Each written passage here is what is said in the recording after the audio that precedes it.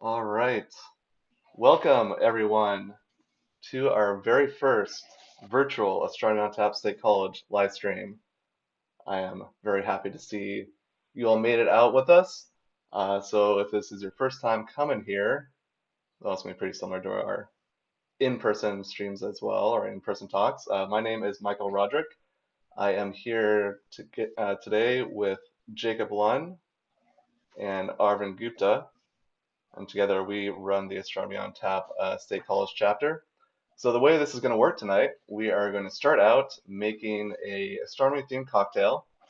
Then we are going to have our first talk of the night, followed by trivia, then astronomy in the news. Then we'll have our last talk of the night. And after that, we'll come back, figure out the answers for trivia, and we'll announce the winner. So if you do want to play, the link is in the description and in the comments. So you can go ahead and click on that link. It's a Google Sheet. Fill out your name, put down your email if you want to go and actually get a prize, because we will be sending some out to you, mailing those out. And this is our first time doing this, so maybe some hiccups along the road, but we're just gonna take it all in stride and learn about astronomy. All right, so I think we can go ahead and get started. So I'm gonna pass this over to Mixmaster Jacob Lund, who's gonna show us how to make our astronomy cocktail. So take it away, Jacob. Thank you, Michael. Right, hopefully everybody saw that we have ingredients for our special drink tonight. So what you're gonna need, if you don't already have it out, you're gonna need some peach schnapps, some orange juice, a bottle of Blue Moon, and then an orange, which we're gonna make an orange slice for garnish, and then a pint glass. I'm actually gonna be making two different drinks, so you can, at home, figure out which one you want to do. The first will not use the peach schnapps, so we can set that aside for now. And this one is what I like to call a moon mosa. So obviously, given our ingredients, I think it's pretty obvious what this is going to entail. Basically, you can make however much you want, and you just need 2 parts Blue Moon to 1 part orange juice. So you can fill up your glass about 2/3 of the way full, and then add in your orange juice. And you're basically making a mimosa with Blue Moon instead of champagne. But then, of course, to garnish, you need your orange slice. And now you may be thinking, is the only astronomy relation here just the fact that we're using Blue Moon? And while on the surface that's true, because we've got an orange here, I think it's very appropriate to think of this as a little sun. And in fact, if you take this a little further and kind of zoom in on it, you get all these nice little bumps. And you can think of that as the nice convective cells of the solar surface. So the sun is constantly bubbling. And in fact, there are even some spots that maybe imitate star spots. So you can maybe think of that. And if the sun were this size, then Jupiter would be the size of about a pea, and Earth is the size of about a grain of salt. So yeah, we're just gonna make a little orange slice. And in fact, if you were to cut through the sun, you might see, maybe not quite like this, but it does actually have an outer convective layer that's very thin, much like an orange peel. But yeah, we're just going to make a nice orange slice, garnish our drink, and there's our moon mosa. That's tasty. All right, so our real drink tonight that we listed the ingredients for, you're gonna need a slightly larger pint glass. If you have a pint glass that can hold a little more liquid, this is about 17 ounces in total. So what we're going to do this time, you start with your glass and you pour in the whole Blue Moon, all 12 ounces. Kind of let it unfoam. Well, might be a while, but wasn't the best pour here. But what we're gonna need is 3 ounces of orange juice, and then 2 ounces of the peach schnapps. If you have only a shot glass, 3 ounces is 2 shots worth, and then you could do about a shot's worth of peach schnapps. But let's start with the orange juice. So we need 3 ounces. Here I've got this nice ounce measuring cup. So this is 2, and I'm going to need to do one more. It's getting pretty full, as you can see. Hopefully you did a better pour at home than I did.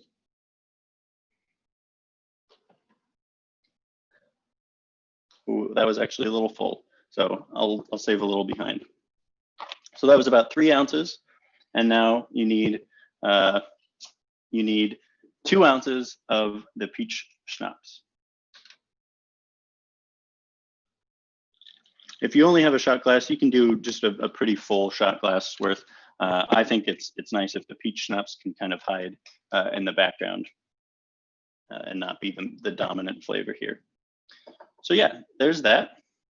Now, if you're feeling really special, you can add a splash of triple sec to just give it a little more orangey flavor, a little more boozy too.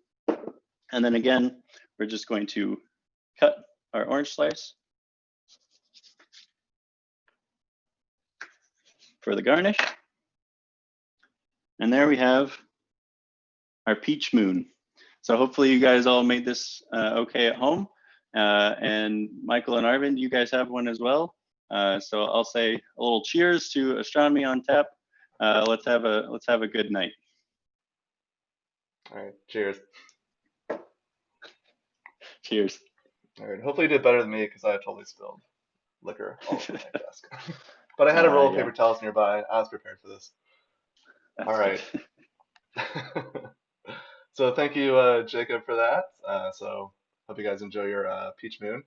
So we're going to go ahead and get started then with our first talk of the night.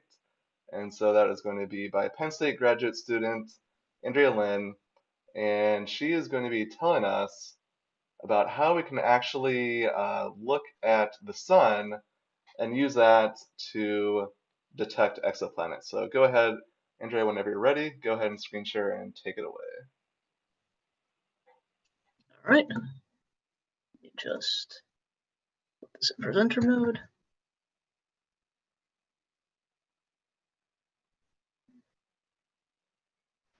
All right, there we go.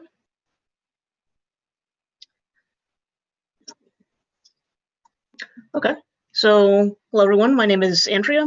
Like Michael said, I'm a grad student at Penn State and I work on exoplanets and also exoplanet instrumentation. My talk tonight is about how looking at the sun can actually help us find exoplanets. So first of all, when I'm talking about finding exoplanets, I'm here talking about the radial velocity method. So this is where we look at, a planet that's orbiting its sun. And as it orbits, the thing is that because the planet has mass and the star also has mass, the planet is actually going not around the center of the star, but they're actually orbiting a mutual point in the middle of them.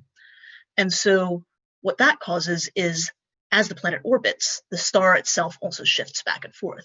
So you can see my cursor here. When the planet is coming towards us, the star is then moving away from us. And then this makes the wavelengths longer because the star is moving away. So this is the Doppler effect that we hear in ambulance sirens. And so as the planet orbits, we'll first see a shift towards the red, and then neutral, and then a shift to the blue, back to neutral, and the cycle repeats. And this is the signal that we're looking for when we look for planets with radial velocities. So here's a little animation that perhaps shows it a little better. As the planet and star are orbiting, we see these lines in the spectrum, these absorption lines. They'll appear to shift back and forth from our point of view. And so the radial velocity method is best for massive planets. So like if you've heard about the first planets that were discovered, hot Jupiters, those are really, really massive. And so radial velocity was a great way to find those.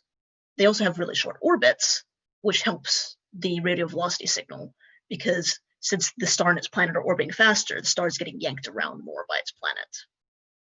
And finally, if the star is low mass, and especially if the planet is big mass, then the planet also yanks its star around more, and therefore we get a bigger sine curve. So that's all well and good. But if we want to look for an exoplanet like the Earth, so the radial velocity signal of the Earth around the sun is about 10 centimeters per second. So this is not a lot, So there's this picture where you can see these are individual silicon atoms. And so if we're looking for a radial velocity shift of about 10 centimeters per second, that's about 5 atoms, which is very, very small. And so even on an astronomy grade CCD, where we have pretty small pixels, this is about 1/6000th of a pixel. So we have to look at a lot of lines and look at how they shift all together. Because if you just look at one line, it's going to be very hard to tell. Has this shifted?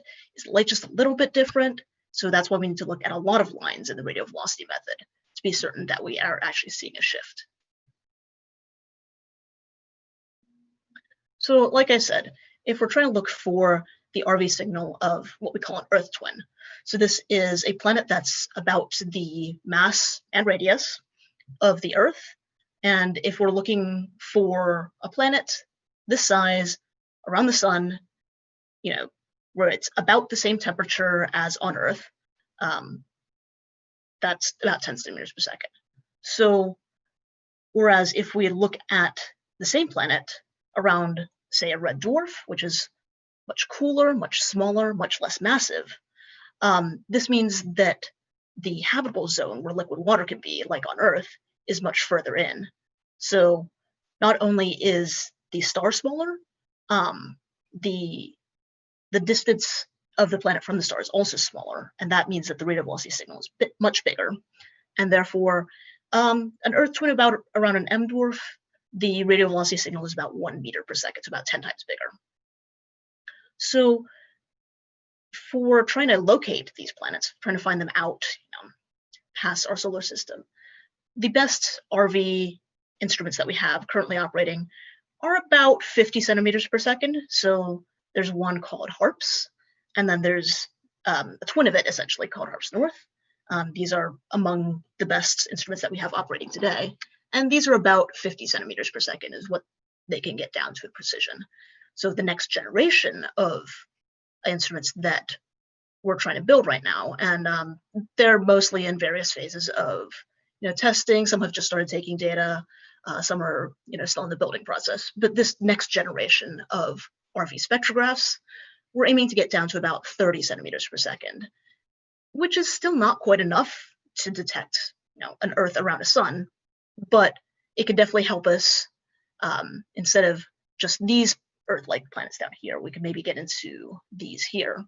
And so it'll be a nice step towards, actually finding another Earth. But the problem with all this is, despite how much precision we have with our instruments, we're still limited by this thing called stellar jitter, which puts in a signal on an order of a few meters per second. So much, much larger than the signal that we're trying to look for from the Earth. So instead of having that nice, beautiful sine curve that we see, we basically see a lot of wiggles that are much, much bigger than that curve. And it's very hard to pick out that there's an actual signal there. So I guess the next question is, where does jitter come from? So one place that jitter comes from is stellar convection. So as Jacob mentioned earlier, the sun is made up of a lot of, basically, it's a lot of bubbling gas, and it's not static. It keeps moving around. It stays, roughly the same shape, but the individual bits of gas are always moving. So one consequence of this is that you have something called P-mode oscillations. So these are called P-modes because they're driven by pressure waves. So, if there's a little bit of matter that moves in the sun, and then if you try to push something down, it's buoyant, it'll force its way back up. So that's pressure driven. And because of the way the sun works, if you get the exact, right frequency, the sun will ring, basically like a gong. And so that's what you can see here. These are one of the modes of the sun where it's ringing. And so the red bits are, moving away from us, blue bits are moving towards us, and it kind of just pulses on the scale of about 5 minutes. And this is due to these waves just traveling through the sun and bouncing off and continuing bouncing. And that's what causes these P modes. So that's one source of jitter. another source of jitter is granulation. So, like I said, this is, it's based on convection. So we have hot gas rising, cool gas falling, hot gas rising, cool gas falling. And it creates these little granules that we see. Here's a video from DKIST, which is a solar telescope. It's a 4-meter solar telescope that's in Hawaii. And so the bright bits that you see here are the upwelling gas, and the dark lanes are the cool gas that's falling back down. And so on a scale of, so this clip that I just played is about 10 minutes, but you can see that these granules just keep evolving over time. And there's not really a good way to predict how they're going to evolve. And so what this pattern of convection produces is something called convective blue shift. And basically there's hot gas, which is therefore bright, and it's moving towards us. And because of that, it causes a big blue shift. And that's actually a lot of what we see from the sun. And then in addition to granulation, there's something called supergranulation, which is basically the same thing, except these convective cells move on bigger patterns of convection in the sun as well. Also, another big category of where jitter comes from is magnetic activity. So the two major contributors to this are sunspots and something called faculae. So sunspots are, so they are a cool region on the sun, and because they're cooler than everything else around them, they're dark. And the thing is, as the sun rotates, they will block the light from, a little bit on the left side of the sun, and then it'll slowly migrate across the right side. And because of that, that causes, since you're first blocking, a little bit of the blue shifted light, and then you're blocking something that's roughly neutral, and then you're blocking some red shifted light, that causes an RV signal due to sunspots. So faculae, on the other hand, are bright regions where, the sun is a little bit hotter. And so these don't actually affect the rate of velocities in the same way as sunspots. Because they're bright instead of dark, they don't actually, there's not that much difference between them and the areas around them. But what they do is they affect the convection. So that convective blue shift that I talked about, when there's a lot of faculae really close together, it's a sign that there's magnetic activity. And as a result of that magnetic activity, that screws up the convective blue shift that we see.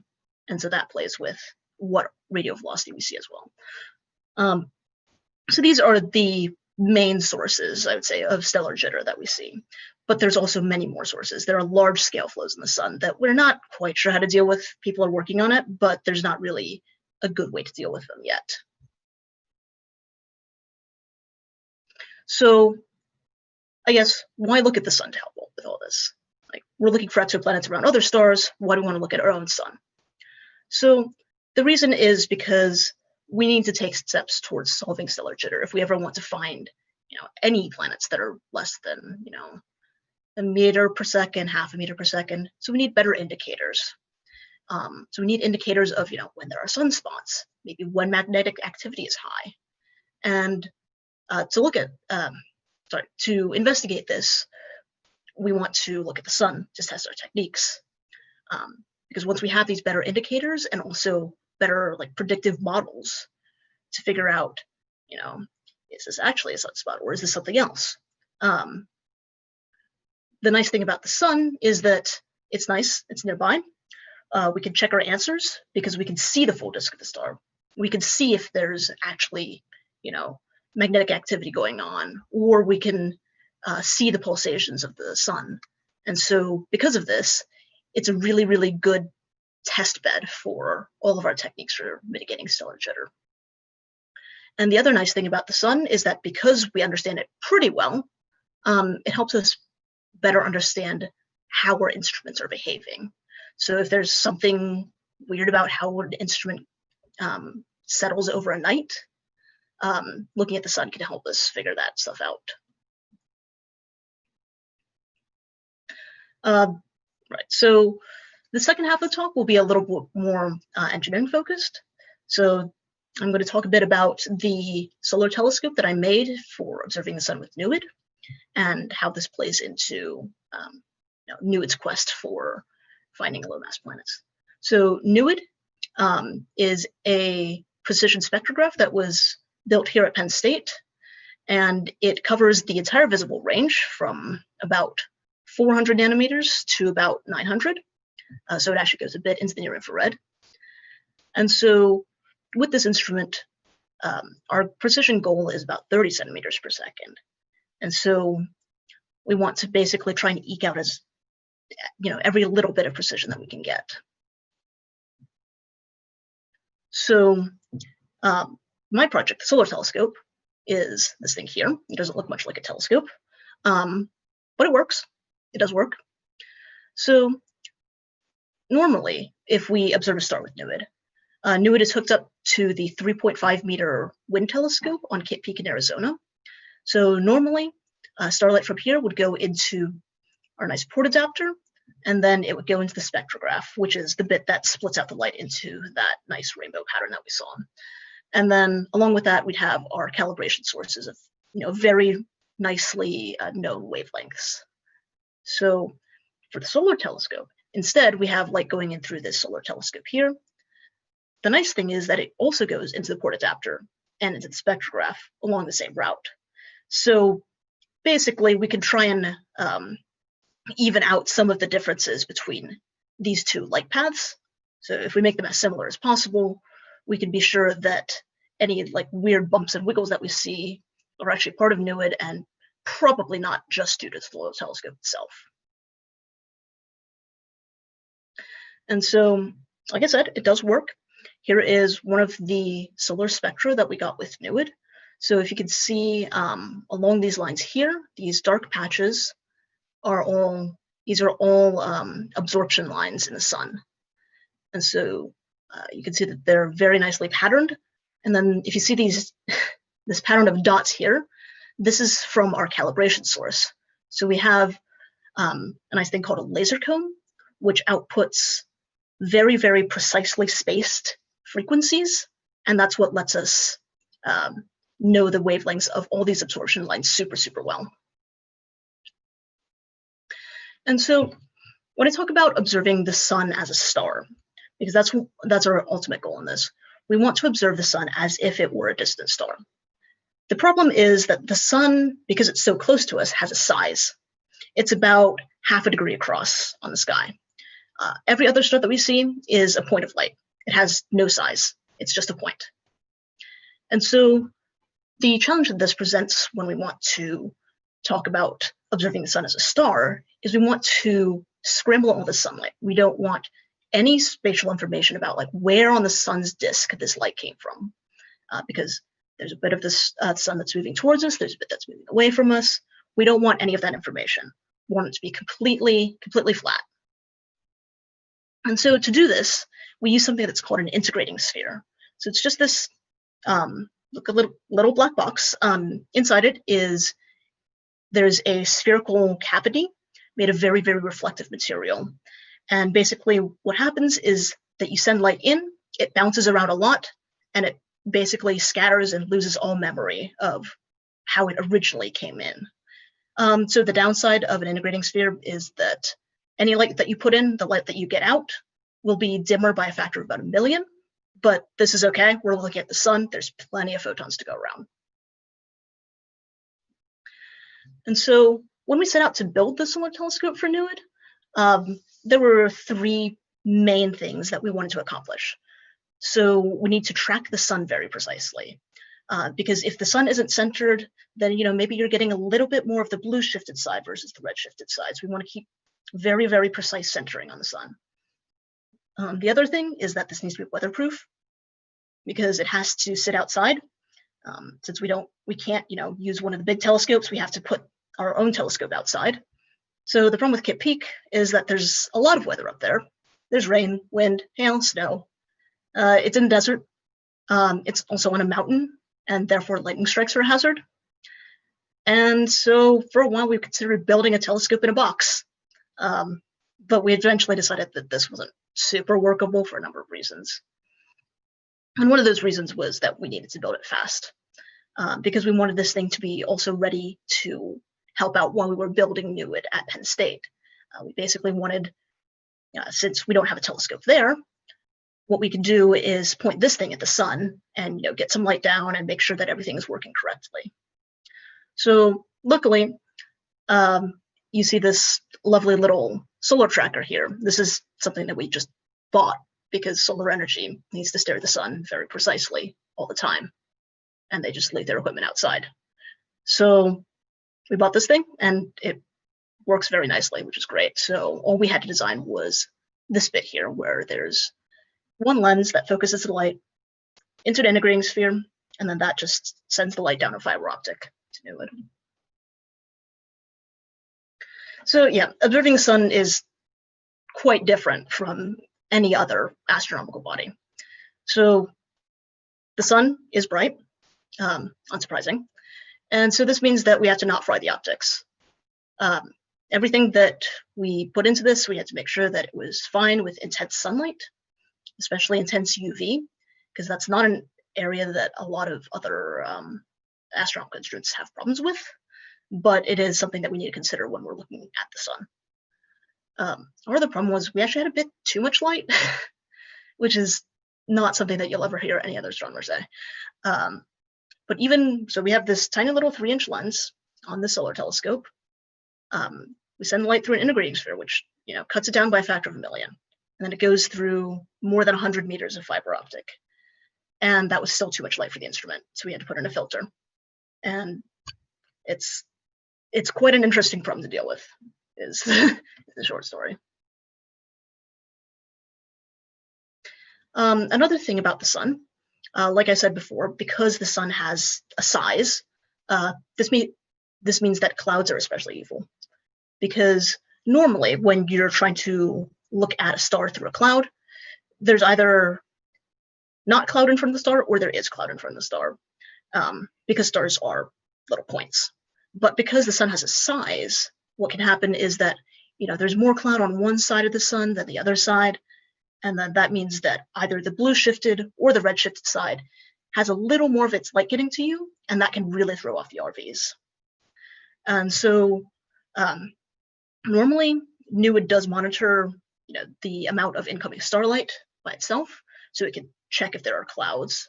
But as a double check, we had this thing called a pure heliometer. And basically what that does is it measures the total amount of light that we get from very far UV to very far infrared. And this thing stares at a patch of sky a couple degrees around the sun. And if there's any drops in brightness, you can see here that, that's probably cloud, that it'll essentially tank the flux that we get. And so that lets us also double check that no clouds are being observed, and therefore that maybe if we're seeing some weirdness in the RVs, we'll know whether to attribute it to clouds or not. And so this project was built. So the solar telescope is currently installed at WIN. It's on this nice little shelf here on the edge of the control room. It does work. We have gotten a bit of data with it. But unfortunately, before we could get too much data, WIN had to shut down due to COVID. So that's what Sarah will talk about more. But in the future, with the solar telescope, we want to monitor the sun for several hours every day. And so by staring at the sun, we can both understand how NOIRLab works. It's almost like little idiosyncrasies. And we can also collect a whole bunch of data that will allow us and other scientists to study and also test methods for mitigating the stellar jitter. And hopefully, as a result of that, we'll be able to actually develop really good techniques, and we'll be able to find other Earths. And that's the end of my talk. Thank you very much. Michael, I'll stop share for Q&A. All right, awesome, thank you. So we're gonna have some hiccups. I did forget to mention that if you have any questions for our speaker, please go ahead and feel free to type those into the chat. So first off, looking at that, I don't know if you've ever seen RoboCop, but one of those machines in RoboCop, it's like one of the enemies looks exactly like that little solar telescope, and it kind of gives me flashbacks to that. Which I've not seen that. I know. So, okay, you're outside, you're trying to observe the sun. You mentioned clouds. What about things like birds or bugs or airplanes that may go in front of the sun? Does that, or like, in front of the telescope, does that affect anything at all? Yeah, so those should have pretty much the same effects as clouds. So if we have, a bird fly in front of our telescope, we'll see the same drop in light that we do. Either using NUID's internal exposure meter, which monitors the flux, or we'll also see it in the perheliometer. But it's just good to have those as a double check on each other. Okay. Um, like maybe a kind of convoluted question, but we're the Earth staring at the sun within the sun system. Is there any difference between us observing the sun in the sun system as opposed to observing a star that's in another system? Does that have any effect on this? Yeah, so there's a bit of an effect on what's called the barycentric correction, which is basically how you correct for light travel time as a result of where you are and how you're moving relative to the thing you're staring at. That's the main difference. Okay.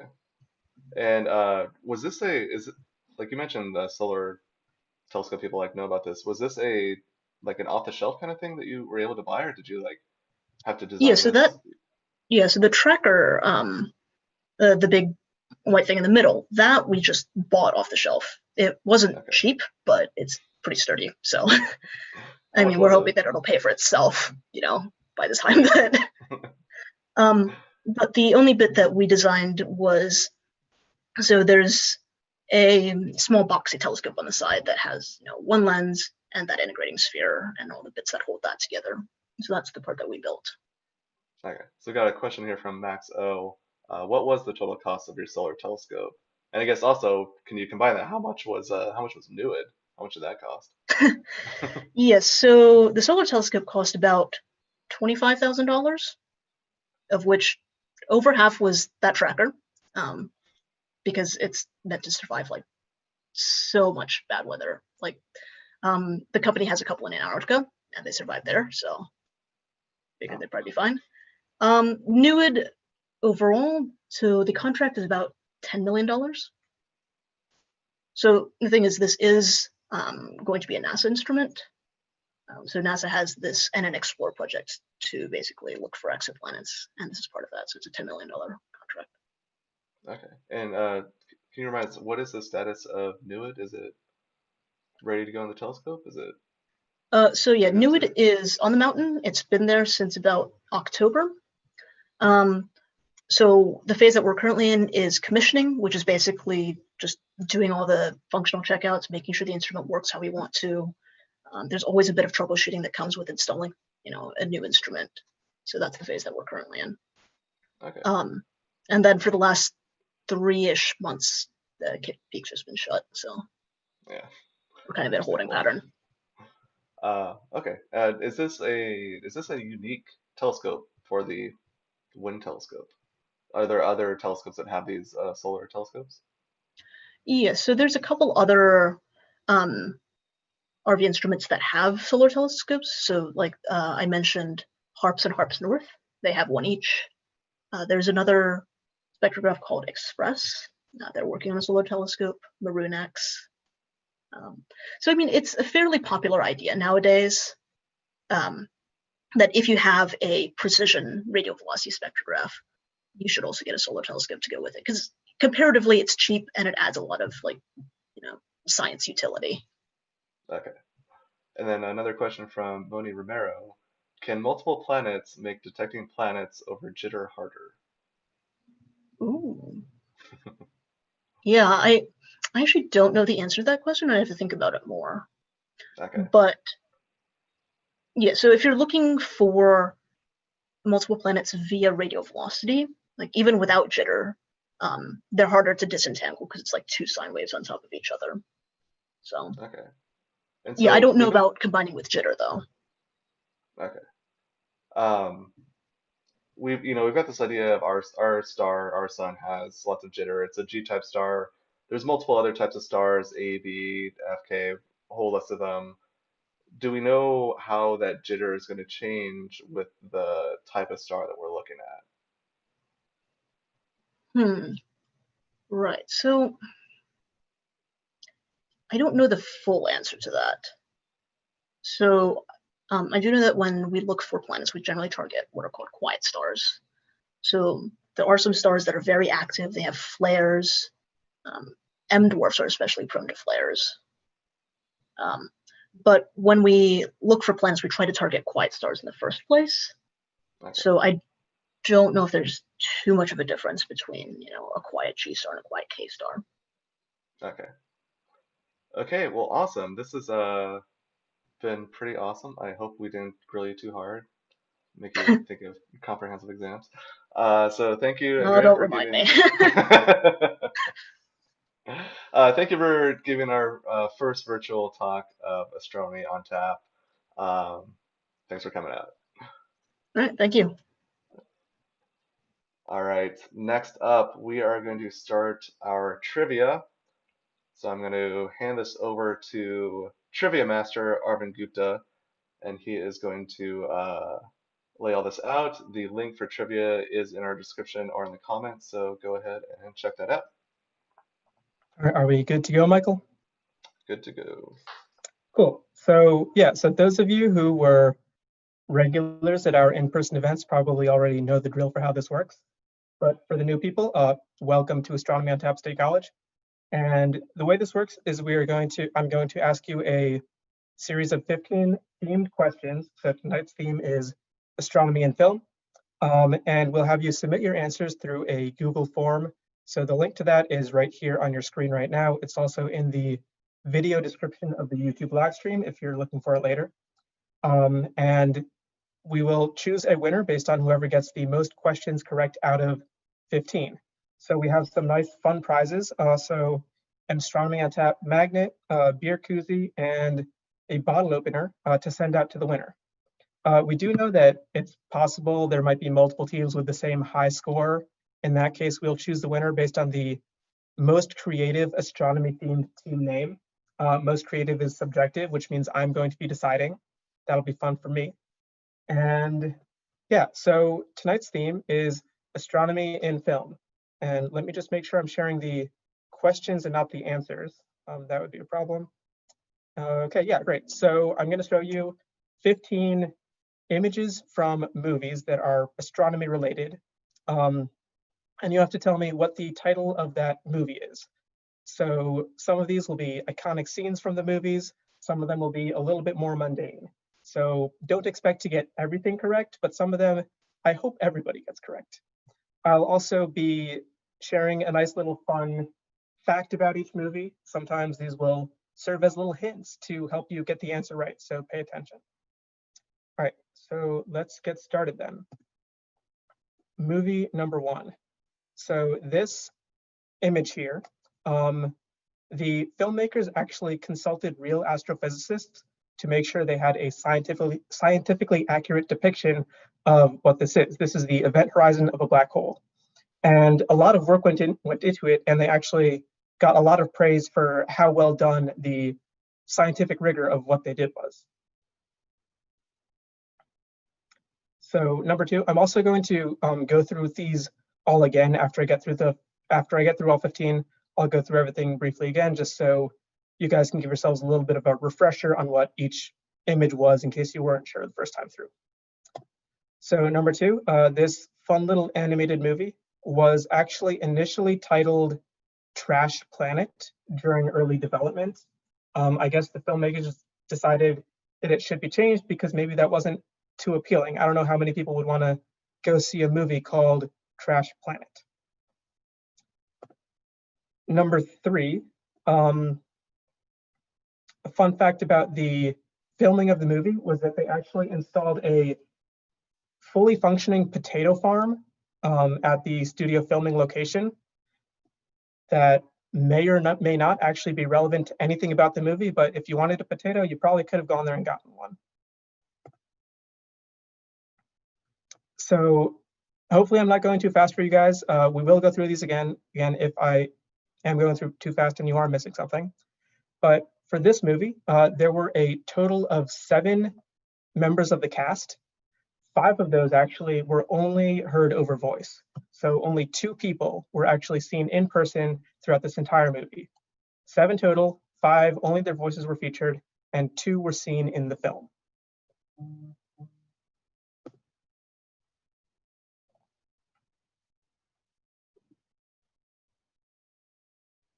So number 5 here, we got some nice blue light and a nice, somewhat famous building to some of you, maybe. This film was actually initially supported both financially and through some other resources by the US military. That support was later withdrawn after the filmmakers decided to have some references to Area 51, which the military doesn't like to admit really exists. Yeah, it's actually featured in a lot of science fiction films because it's got a lot of fun conspiracy theories about it.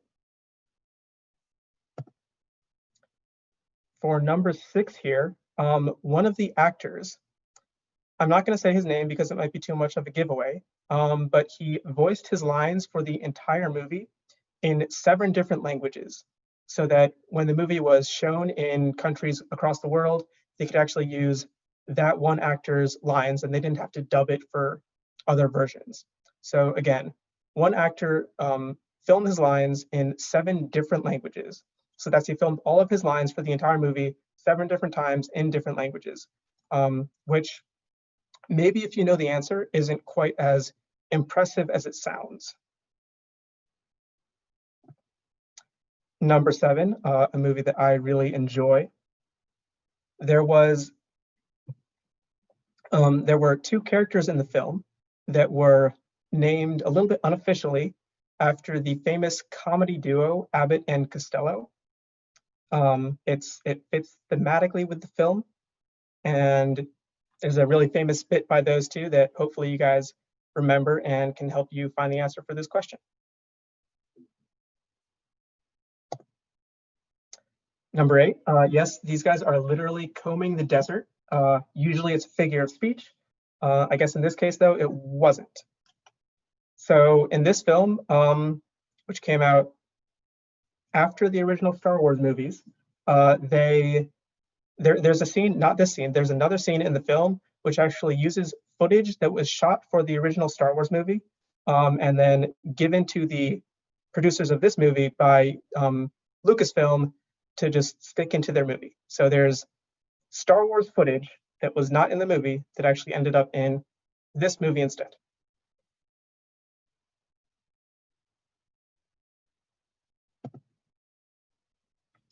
Number 9. Okay, so this movie and the novel of the same name. So normally when a movie and a book have the same name, one of them precedes the other. There might be a book based on a film, or sorry, a novelization of a film, or a movie that's based on a novel. But in this case, the film and the novel were actually written simultaneously by the author of the novel and the director of the movie. And they worked together on producing both, and the book came out, I think, a little bit after the movie did. And there are some actual differences between the plots of the 2, despite the fact that they were written simultaneously. And this was mostly owing to the fact that there are some things that, just sometimes don't translate that well to film, or some things that you can't portray in words that you can portray in imagery. Number 10, another great movie. One of the main characters that's featured in this film actually just had the NASA headquarters just last week was named after one of the main characters from this movie. So it is not one of the characters in this image here. It is another of the title characters of the movie.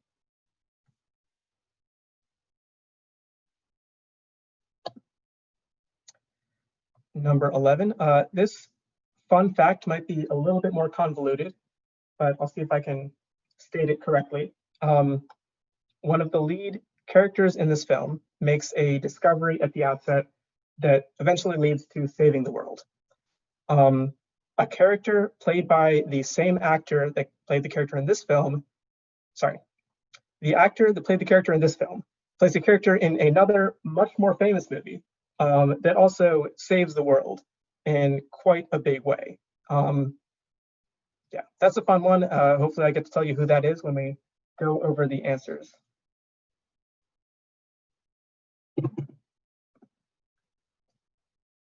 So number 12 here, for those of you that are alien enthusiasts, there's actually a reference to the infamous wow signal contained in this movie. It's like a little Easter egg. It's not prominent or anything, but the wow signal that was, I honestly don't know, probably before I was born, most likely before I was born.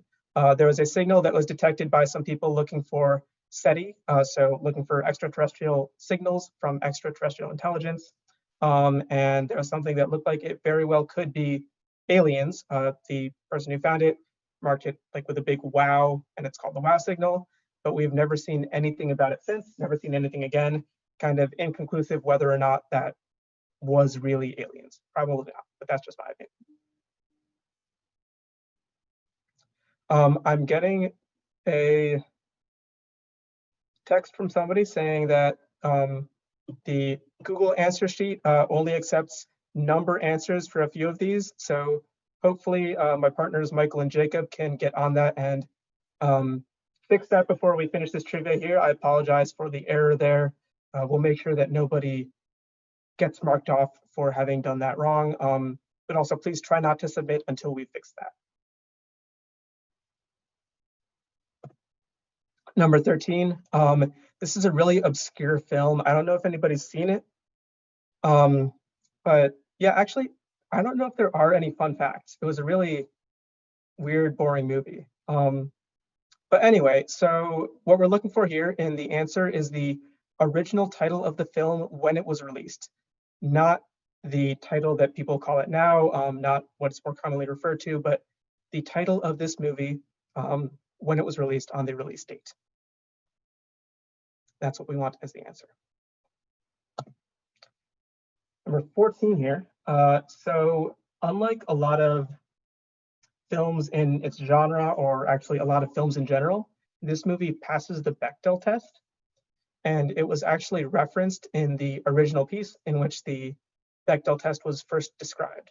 So if you guys are unfamiliar with that, the Bechdel test is a test of whether or not a movie is, I guess, not misogynistic. So to pass the Bechdel test, there have to be at least 2 female sort of lead characters in the movie, and they have to talk to each other about something other than a man. So this movie was one of the early ones to pass that test, and it kind of stands out in its genre for that. Number 15, the last question here.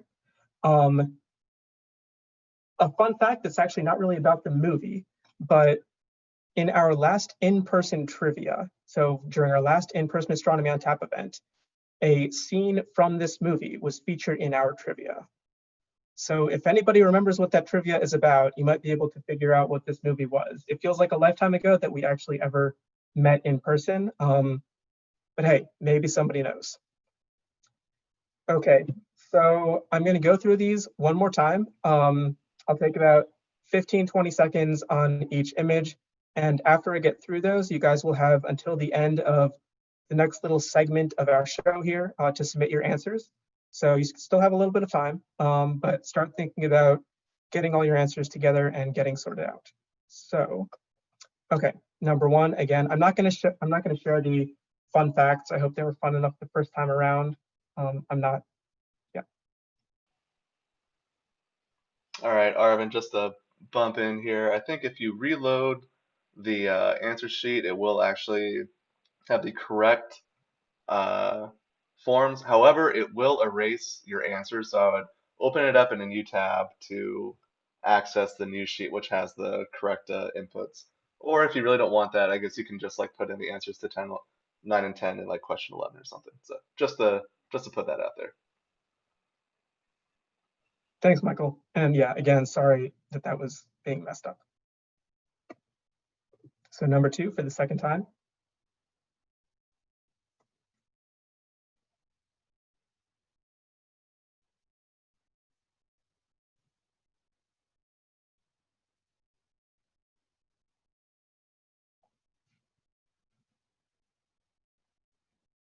And number 3.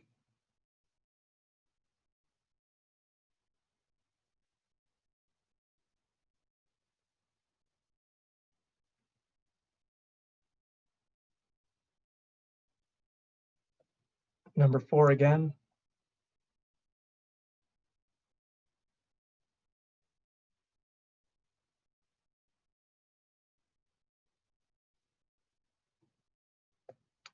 Five.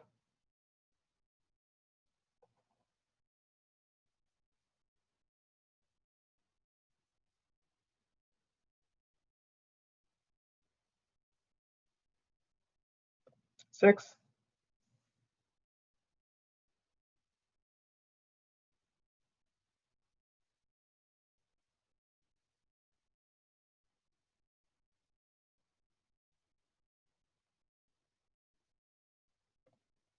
Number 7.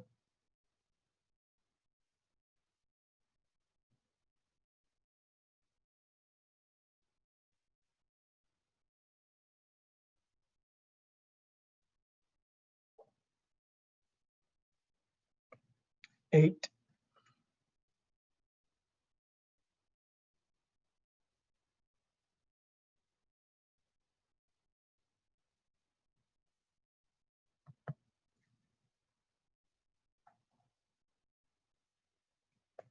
Nine. And I think 9 and 10 were the 2 questions on the original form where you couldn't submit the correct answer. So yeah, if you were having trouble there before, these are the 2 that you might want to take a look at again.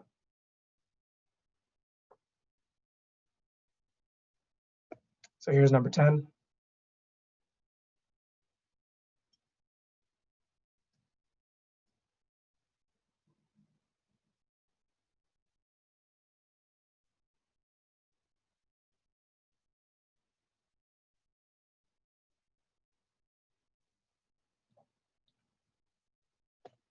$11.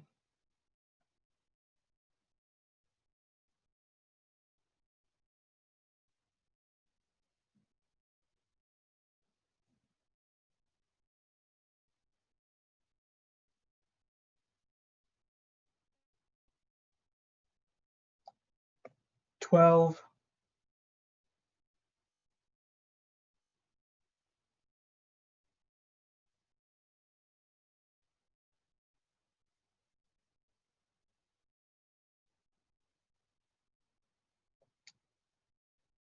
Number 13.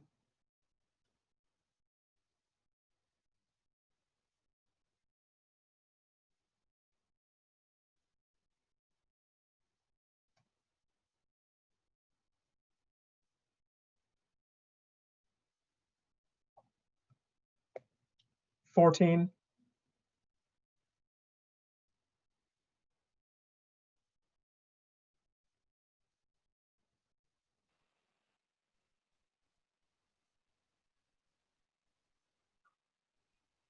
And the last one, number 15. So again, after this, I'm going to hand it back over to Jacob and Michael. We're going to go through an astronomy in the news segment, and we want you to have your answers in by the end of astronomy in the news. So that's when I'll start grading. I'll grade the trivia through the next talk, and then we'll come back. I'll tell you guys the answers, tell you who the winner was. So thanks for tuning in. And I think I'll hand it back to you now, Michael. All right, thank you, Arvind. Sorry about those little hiccups. Again, first time doing this. All right, so our next feature is going to be a quick little astronomy in the news. What's going on with astronomy today? And for that, I'm going to hand it over to Jacob Lun. Just real quick, Michael, it looks like my video has been disabled. So if you just want to enable that, I can't do it myself. But yeah, so this is the astronomy in the news segment. Hang on. I'm not sure that I can enable it on your end, actually. Yeah, because, okay, there you go. Hey. Okay, this is the astronomy in the news segment. So yeah, first I just wanted to quickly address some BuzzFeed articles, especially as well as this has been moving around in various pockets in the astronomy community. But you may or may not have seen these articles relating to systemic racism, specifically in astronomy, also academia in general. But one of these headline reads, Yale astronomers question systemic racism because they hired one black employee 35 years ago, emails show. And the other says, a University of Florida astronomer called racial and gender diversity nonsense. And so this is something that's being talked about across many departments in the US. And then there's this other tweet down here at the bottom from the chair of astronomy admissions at Harvard, who has looked at the numbers of astronomy PhDs since 1925. There were 425 of them. And one of those was awarded to a black scientist, which, as he says, that's 0.24%, which is a profoundly racist history. And so it's becoming quite clear that systemic racism in astronomy especially has been around for a long time. And it's an issue that needs to be addressed. And we need to have these uncomfortable conversations. As uncomfortable as they are, they're important to talk about. And so while it may be discouraging to see some of these headlines and reading through some of these articles, it's important that we are talking about these issues. And there's a large push towards fixing this and really talking about it. And I encourage you to read these articles, really look at some of these emails that were sent out by faculty members to their entire departments, and also read these stories that are shared in the hashtag Black in the Ivory or Black in Ivory, which relate more to academia in general. So yeah, that's all I'll say about that. And then sort of more science news. There was a recent discovery of a LIGO-Virgo gravitational wave. So this was a merger between a black hole and another less massive object. And the interesting thing here is that this object is exactly 2.6 solar masses, which puts it in something called the mass gap. This is because the most massive neutron star that we know of is 2.5 solar masses or less, and the most massive, or the least massive black holes that we know of are about 5 solar masses. So there's this gap between 2.5 and 5, and this object is in that gap. And so it's unclear whether we have a really large neutron star or a really small black hole. And especially interesting is the mass ratio between these two merging events, these two merging bodies, which is the highest mass ratio that has been observed so far. And so yeah, I'll just leave it at that. And if you want to learn more, yeah, just Google LIGO-Virgo gravitational wave. Mass gap should bring you to a bunch of different articles about it, as well as the paper. And maybe if you have more specific questions, you can ask our resident LIGO expert, Michael, because I think maybe you used to work there, perhaps? Jacob, I was going to use that as a joke, asking if you knew anybody that worked at LIGO, and you just totally took that away from me. I'm pretty upset. Yeah, well, I had to throw it in there. So yeah, but okay, anyway, back to you. That's astronomy in the news. And don't forget to submit your answer forms nowish, because Arvind will be grading them. So thanks. All right, thank you, Jacob. So we're about ready to start our second talk of the night.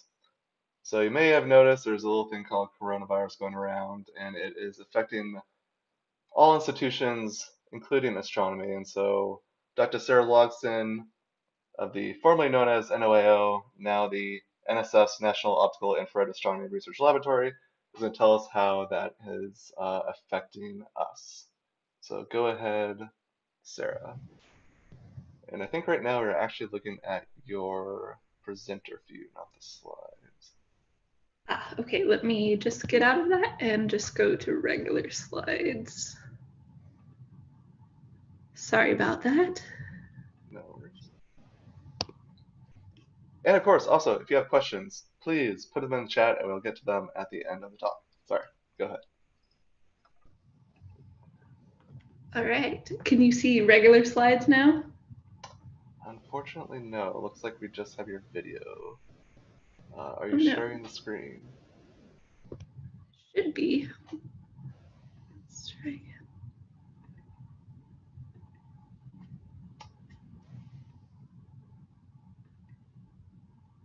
now? Perfect. Awesome. Well, thank you for putting up with my technical difficulties.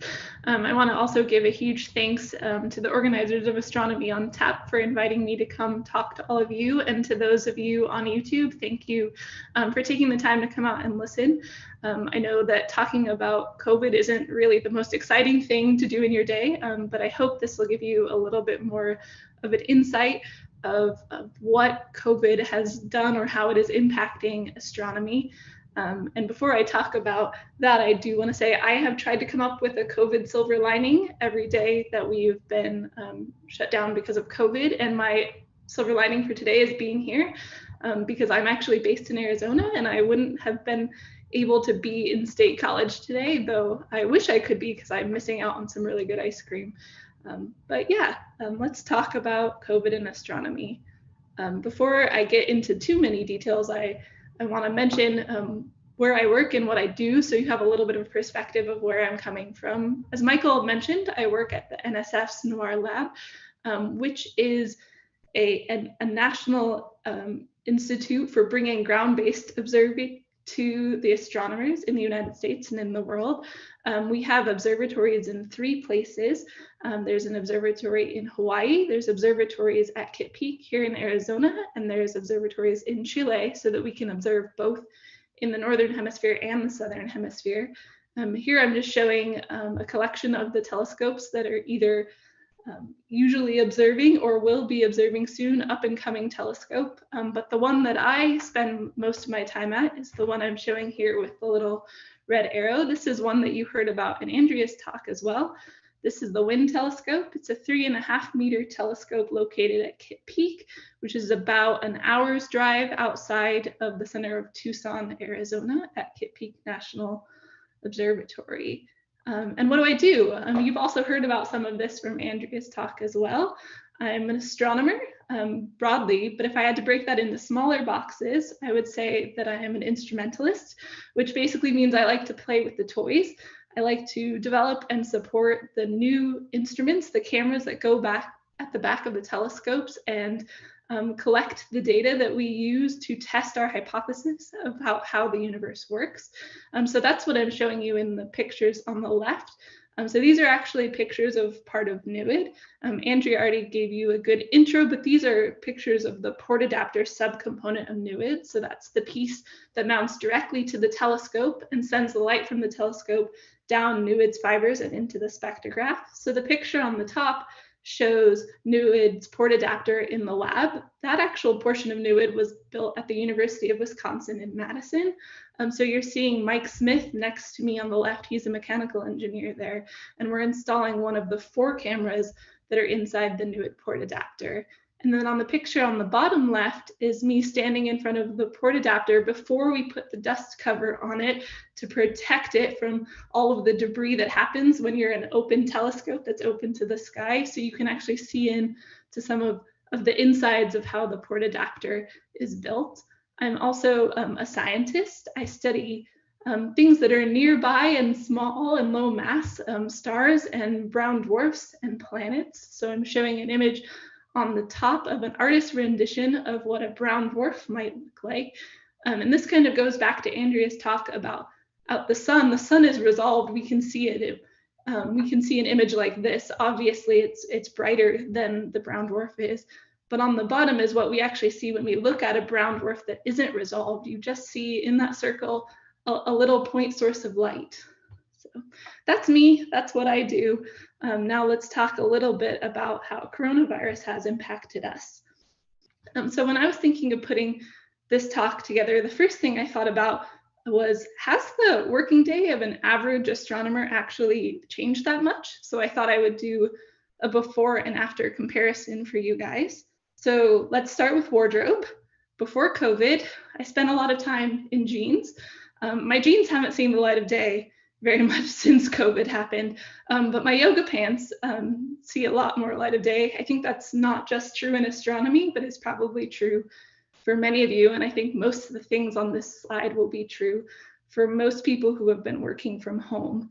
The second is that we've traded our classrooms and our lecture halls and our meeting rooms for Zoom. or WebEx or Hangouts or Skype or BlueJeans, or pick your favorite virtual meeting and insert here. The other thing that I've noticed missing out on is this interaction person to person, someone coming to knock on your office door and ask a question, or you knocking on an office door and asking a question. But luckily we live in 2020 and we have instant messaging platforms all over the place. So I spend a lot of my day on Slack, digitally poking people instead of actually physically knocking on their door. But most of the day I spend on this machine, my laptop, and I did that before COVID, and I do that now. I do that to write papers, to write proposals, to analyze data, and that hasn't really changed much for me. But I don't want it to seem like astronomy hasn't changed much in the COVID world. It has, and I think the biggest way that it's changed is how we get our data. So observational astronomers mostly rely on data, and this data comes from telescopes. These telescopes come in all shapes and sizes. So I've broken them into 3 general categories. Start with the ones that are already in space, the space-based telescopes. And then we have the next, coming down from space, we have the airborne telescope. So here's a telescope that's installed in an airplane, and I'll talk more about that later. We also launch balloons and sounding rockets to sort of fill in the gaps between being on the ground and being in orbit in space. And then we have ground-based observatories, and I'll talk a lot more about that as we go forward. So I'm going to start with the good news. For the space-based telescopes, they've basically continued observing during COVID. So what you're seeing here on the left is an image of the Hubble Space Telescope. I'm sure most of you have seen pictures of Hubble, maybe videos of the space shuttle putting Hubble into space, astronomers fixing Hubble, giving it glasses, or some of the beautiful images and the amazing science that Hubble has brought to us for 30 years. It's actually the 30th anniversary of Hubble, just passed this year. And I actually went online last night and was curious about what Hubble was looking at. So I took a peek, and you can do this too. I put the link down at the bottom left of this page. If you go to spacetelescopelive.org, it tells you what Hubble is looking at right now. So last night, Hubble was looking at that object in the crosshairs of the image on the right. That is actually a galaxy for the DESI survey, which is also happening at Kitt Peak, where I work. So I'll talk a teeny tiny bit about DESI at the very end of the talk. But that's not the only thing that we want to put in space. I mean, we've got Hubble in space. We've got a lot of other missions in space, such as TESS, which is very important for those of us who look for exoplanets.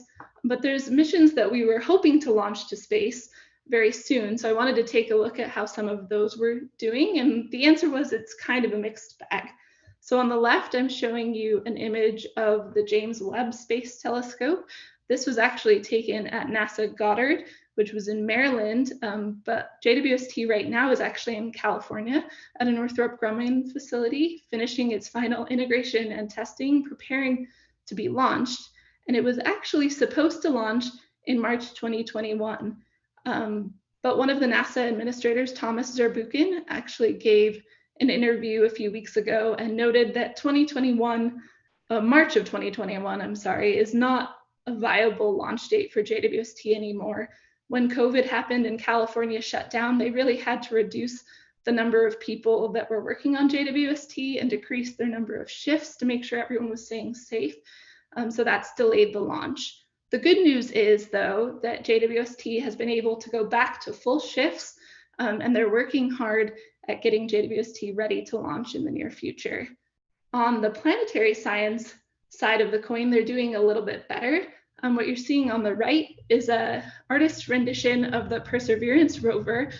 This is part of the Mars 2020 program that NASA is putting on. And Perseverance was supposed to launch this summer in a launch window that extends from late July to early August, and it's still scheduled to launch in that window.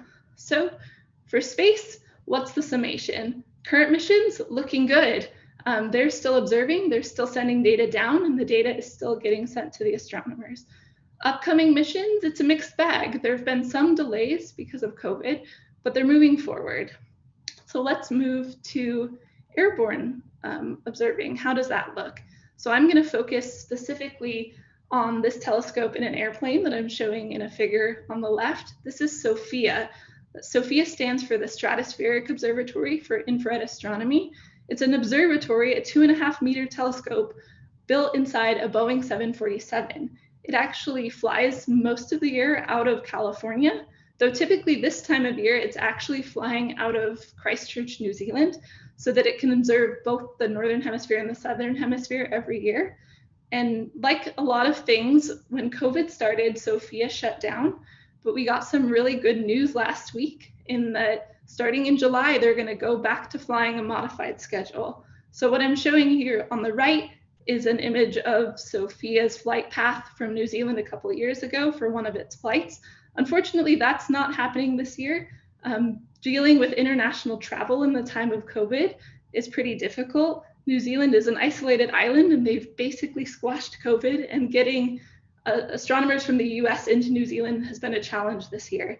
So we'll be flying SOFIA from California instead, but we'll still be getting some really exciting science, hopefully, from SOFIA this summer and into the fall. So again, airborne astronomy has been impacted by COVID, but there's work in place to get back up and running. And so that leads me to ground-based telescopes. And this is a lot more complicated. The first way it's complicated is that ground-based observing comes in tons of different flavors. So I'm sorry that this is a slide of a bunch of words, but I will walk you through it. There's 4 major types of observing.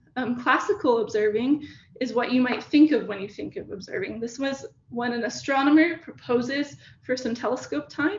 They travel from where they live to where the telescope is. They take the data and they travel home. Then there's remote observing. That's when the astronomer still applies for time, but they don't actually travel to the telescope.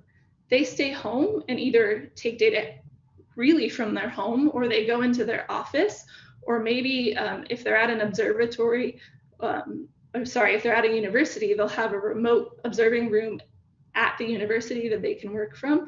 And they usually do that in concert with someone at the telescope who will help them out if they run into any problems. So that's remote observing. Then there's queue observing. So that's when the astronomer proposes for data, but they just stay at home. An observatory astronomer will actually take the data for them and then send it to them. They don't actually have to go observing at all. That's queue observing. And then the last one is robotic observing. And just like it sounds, that means that there's no human interaction needed. The telescope can set itself up, open its own dome, execute its own observations for the night, and then the data gets sent to the astronomer. So professional astronomy has all of these flavors, and COVID impacts all of them differently. But I will mostly be talking about astronomy today that's either classical or remote or queue. Most robotic observatories, as long as they don't have an actual technical problem with their observing, are still up and running.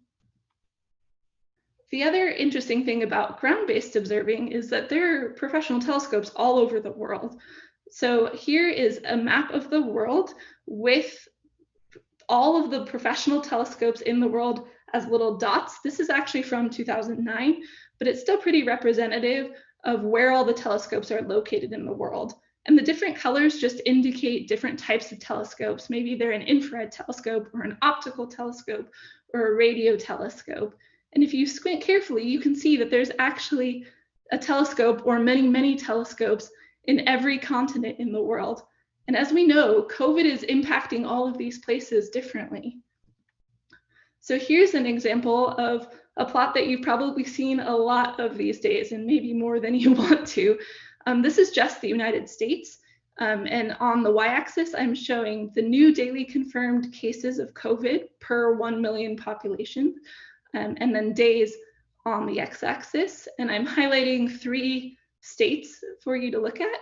The one that I care a lot about because I'm here right now is Arizona, and you can see the number of cases is going up quite drastically and is continuing to go up.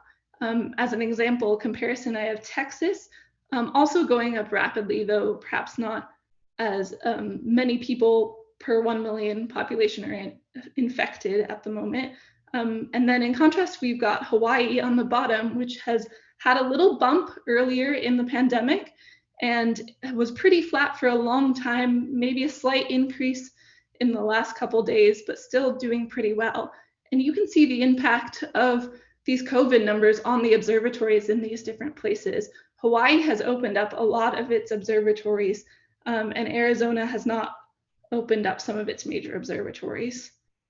So location, location, location. I just talked about Hawaii versus Arizona, but we're going to talk a little bit more in detail about an observatory in Texas and an observatory in Arizona, both of which have instruments that were built at Penn State. The first on the left is McDonald Observatory. This has a precision radial velocity instrument called HPF that was built at Penn State. McDonald is in Fort Davis, Texas, or just outside of it, actually. The population of Fort Davis is 1,200 people. And the staff who work at McDonald basically live in Fort Davis. As you can see, this is a small population. It's pretty remote West Texas. And so they've been able to start opening up and to do some remote observing. Kitt Peak, where I work, in contrast, is about an hour outside Tucson, Arizona, which has a population of 1 million people, and the cases are going up drastically. We are not open. The other thing that is important to note about Kitt Peak is that it is actually on Native American land. We lease it from the Tohono O'odham Nation. And you may have seen in the news with the Navajo Nation that COVID has really impacted them severely, more than the rest of the state. So we also need to be mindful of people who lease land off of the nation, that we don't want to be going there and infecting them. So right now we're still closed. If you are particularly fond of a specific observatory that I'm not talking about and you want to know what their status is, you can actually do that. Here I'm showing a website called treasuremap.space, which I thought was not real at first because it sounds too good to be true, but it's actually a legitimate website that is being used by the gravitational wave astronomers to figure out which observatories are available for doing gravitational wave ground-based follow-up, which Michael could probably tell us a whole lot more about.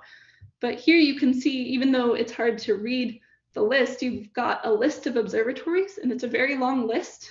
I think they've got them all there, and their status. And you can see some of them are green, they're open. Some of them are yellow, they have reduced observing. They might not let classical observing happen, but they're letting remote observing happen. And then we've got observatories that are still red, that are still closed because of COVID. So I'll talk a little bit more with my remaining time about Kitt Peak. What is happening at Kitt Peak? So it's closed, as I said. That doesn't mean that it's completely abandoned. Those are very different. It's closed except for what we're calling essential personnel.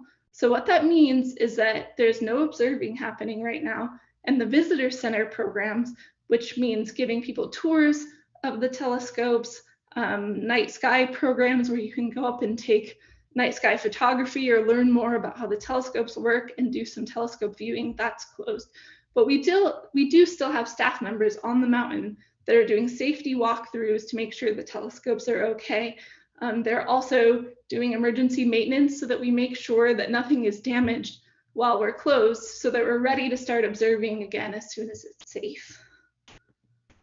So what are we thinking about in terms of getting Kitt Peak safe to be running again? The things we are mindful of include obviously personal health and safety. We want to make sure there's a reduced COVID risk, and we want to make sure that we're also adding in the enhanced safety protocols that all of us have done in our daily lives too. That means washing our hands and wearing masks and social distancing. We would plan to do that at the observatory as well as needed. We're also mindful of the telescope equipment and health. As I mentioned, we have people up there right now that are making sure things are safe. We are an observatory in the desert on a mountain, and we definitely have desert in the mountain critters. We already know that there was a mouse in the wind telescope. There were moths that set off a fire alarm in another telescope.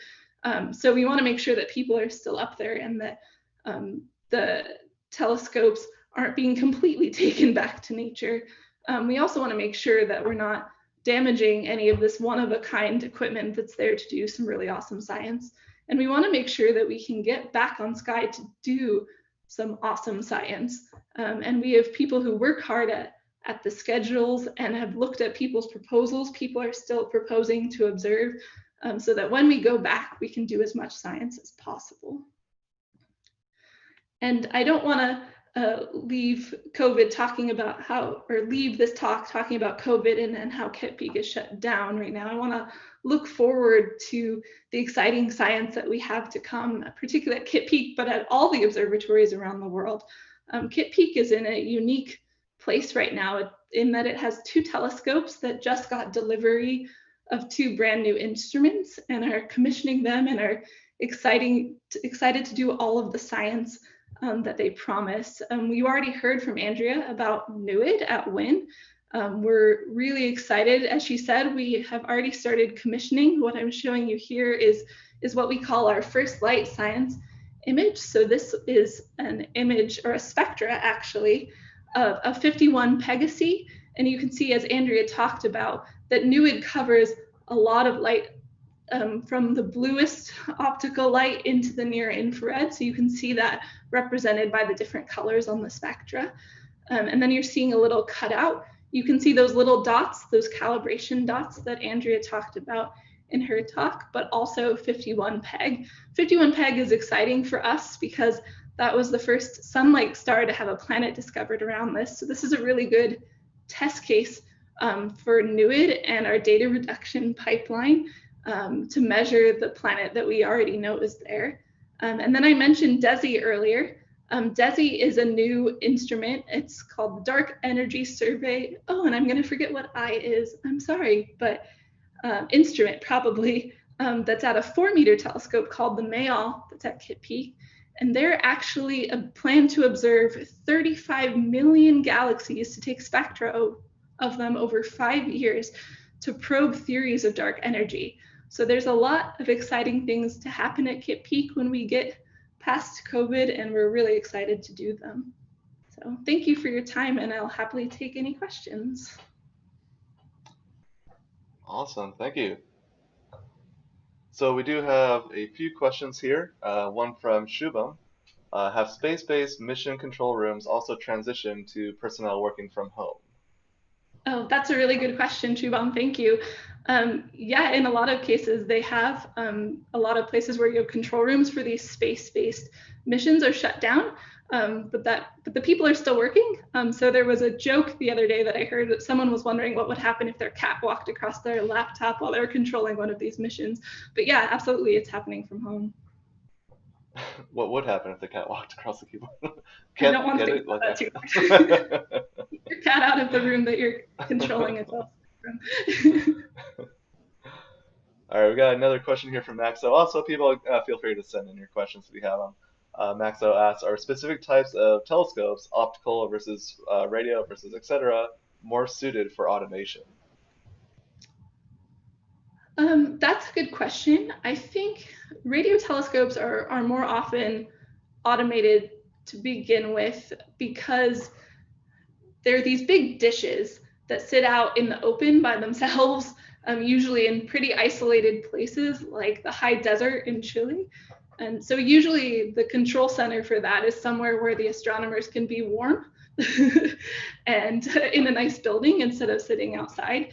And some of the radio telescopes get moved into different positions to take different observations. So yeah, I would say that those tend to be more automated. There's nothing particularly stopping optical and infrared and other observatories from being automated. I think it's mostly just because they have been around for longer. They tend to be older buildings, and we didn't really have the option to go remote. A lot of them are starting to put in more and more infrastructure to go remote, but it's mostly just a process of both getting people who are used to going to the telescope comfortable with the idea of doing it remotely, and also putting in the infrastructure to do it. All of these places are one of a kinds or two of a kinds with custom equipment. So it's not the same as just buying something off the shelf.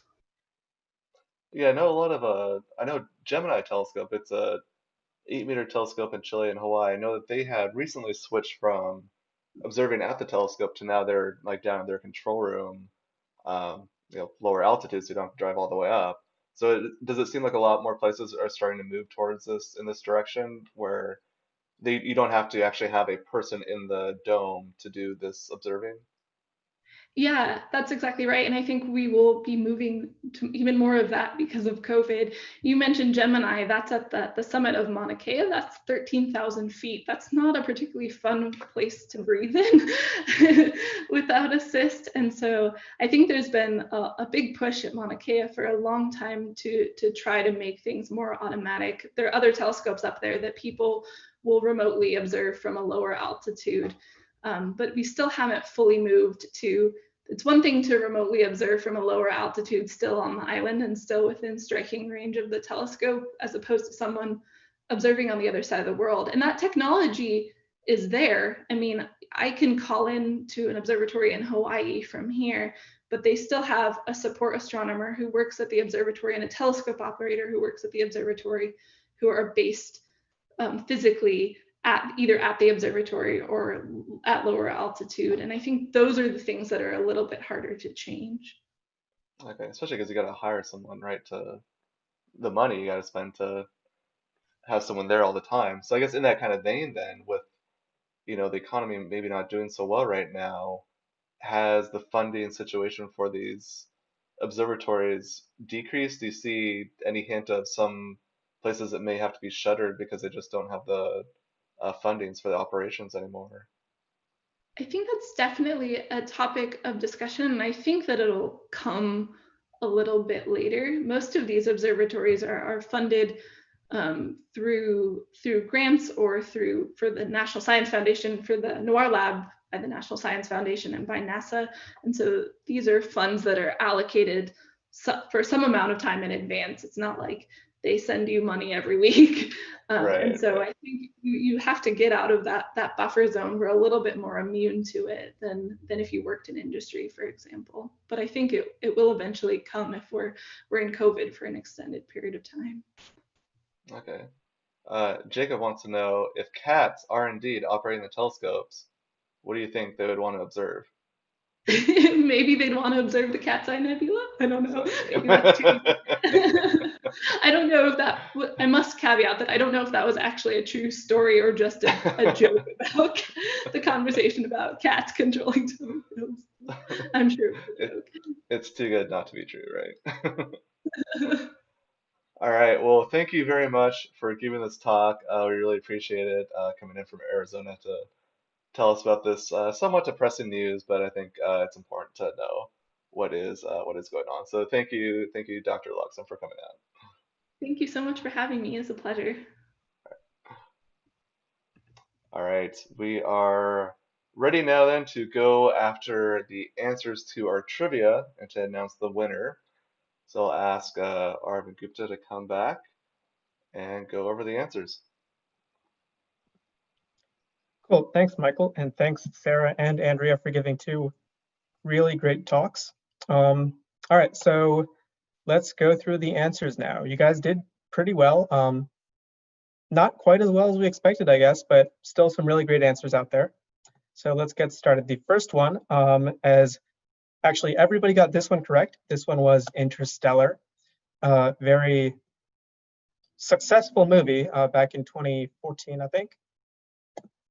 Number 2, I guess there might have been a giveaway, given that the answer is actually right on the little body of the robot here. This was Wall-E. So I'm glad everybody got that one correct as well. Number 3, this was Andy Weir's The Martian. So yeah, I referenced something about installing a potato farm in the studio. And the main character of this movie, Mark Watney, grew potatoes on Mars. He became the first person to successfully colonize another planet in this science fiction universe. Number 4, I think the hint might have been pretty helpful that only 2 characters were ever shown in the entire movie. That was Gravity, where we just have the one pilot and her hallucinations. Everybody got that correct as well. Good job, guys. Number 5, this is a little bit topical given that this weekend is Independence Day weekend. So maybe you guys can go celebrate by watching this great movie again, a little fun flick. 6, this was a movie where if you understood the hint, it was maybe too good of a hint. This was Guardians of the Galaxy. So in this movie, Vin Diesel's character, named Groot, he was sort of a tree person.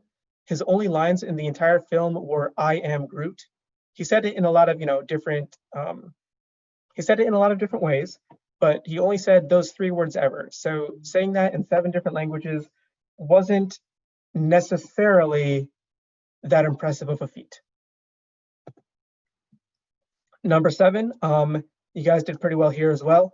This was Arrival, a movie about some aliens that visit the planet, and one of the main themes is communication, which is why it was kind of on point for them to call the aliens Abbott and Costello, because Abbott and Costello had that famous bit about who's on first, where the theme, of course, is miscommunication because nobody's saying anything wrong, but it's a little bit hard to understand. Number 8, I was actually very, very impressed by how well everybody did. I think everybody got this one right. This was Spaceballs, satirical film, of course. Yes, they're combing the desert, but there's a lot of other interesting things that happen.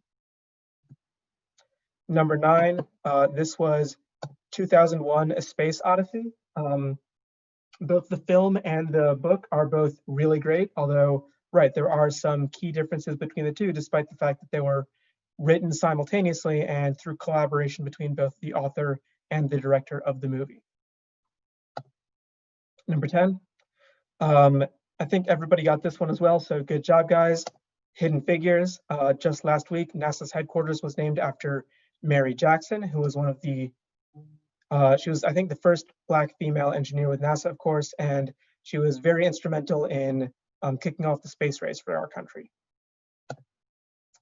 Number 11, only one person got this correct. A lot of people put the other movie that was actually released almost simultaneously with this. There were 2 movies, Deep Impact, the correct answer, and Armageddon, that were released around the same time and had eerily similar plots. The correct answer here was Deep Impact, though. The character that I referenced, that was a teenager, who was played by Elijah Wood. Elijah Wood then went on to star in the Lord of the Rings trilogy, where he saved Middle-earth by dropping the One Ring into Mount Doom. I really hope that wasn't a spoiler for anyone. Number 12 was the movie Ad Astra. It came out last fall, I believe. Again, that feels like a lifetime ago. But yeah, this is a character that looks... I'm not going to spoil it. It's a recent movie. I do really appreciate, though, the one person that put Mrs. Doubtfire as an answer for this. Yeah, that would be interesting if she went to space, I guess. I also appreciate Dune. The new adaptation of Dune won't be coming out until probably next year now, given some delays. But I think this looks a little bit too new to be one of the previous adaptations. Number 13, I said it was an obscure film. I was, obviously being a little funny about that. This was Star Wars. The correct answer was Star Wars. When it was released, the movie, that was the title of the movie. A New Hope did not get added to it until I think a few years later. And it was also called Episode 4 when A New Hope got added to it, even though that was way before the prequels came out. So a little bit confusing, but yeah, the correct answer was Star Wars here. I did not give anybody credit for saying A New Hope or for saying Star Wars: A New Hope. Number 14, only a few people got this right, but a lot of others put one of the sequels. So the correct answer here is Alien. This is the movie that passed the Bechdel test. Some people put Aliens or Prometheus. Those may also have passed the test, but those are not the movies that the scene comes from. Number 15, our clue here was that we had a scene from this movie in our previous Astronomy on Tap State College trivia. We had the scene in which the main character, played by Tom Hanks, says, "Houston, we have a problem," because our trivia was Houston themed. The correct answer here is Apollo 13. I think almost everybody got that one. Almost everybody. One person answered help. I'm sorry, we can't do anything about that. Best of luck. Tonight's winner. There was a tie for first place with 13 points. The winner with the better astronomy theme name was Beam Me Up Shoddy. So thanks for playing. We will send an email to you, the winner, sometime later this week with details about how we'll get you your prize, give you a little more details about that. Yeah, thanks for coming to trivia, and I'll hand it back to Michael now to finish off. All right, thank you. This is Doubtfire. That was an interesting guess. I appreciated the boldness of Mrs. Doubtfire. All right, well, thank you all for coming out tonight. I appreciate all of you who stuck with us for an entire stream. This, I think, was pretty successful. We had a pretty good time, learned a lot of astronomy, had a pretty good cocktail, which I already finished. Nice job, Jacob. So we will definitely be back in July. So if you want to hear more about us, of course, our YouTube channel is there. You're already on it. We have an email list, which I think was also included in the trivia list. Is that right, Arvind? They had the option to put their email, but we said we would only use it for the winner. We're not going to advertise using that. Okay. But if you do want advertisements, we can get you on our email list. Okay. So either way, stay tuned. We'll be back in July. Thanks again for coming out. We'll see you in one more month. Thanks. Thank you. Thanks, everybody.